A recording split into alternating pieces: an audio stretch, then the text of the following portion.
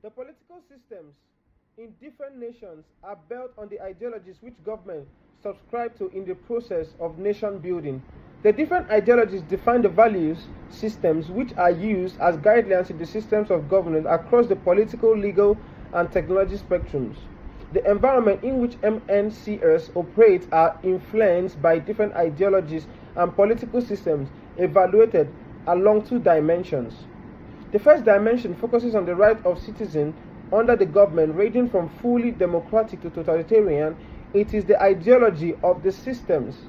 The second dimension measures whether the focus of the political system is on the individual or the other collective. It measures the degree of individualism or collectivism. No form of government exists in any of these dimensions. Individualism is emphasized by democratic society which adhere to the philosophy that people should be free to pursue economic and political endeavors without constraint, meaning that government interests should not solely influence the individual behavior, which is also applicable to business contexts, and is connected to a free market society which encourages diversity and competition compounded with private ownership to stimulate productivity. Collectivism views the need and goal of the society at large as more important than individual desire.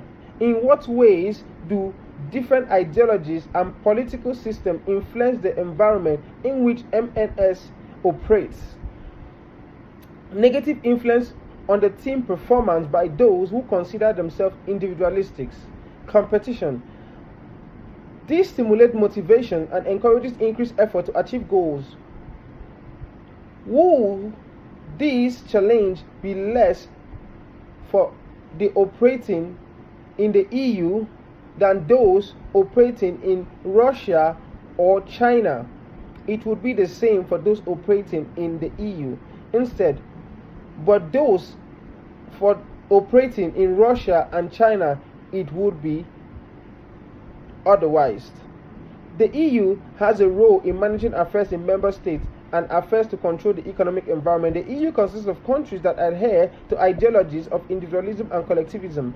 Russia and China is a different form of ideology, which is socialism, and which refers to a system whereby the government own the institution and their goal are not for profit making.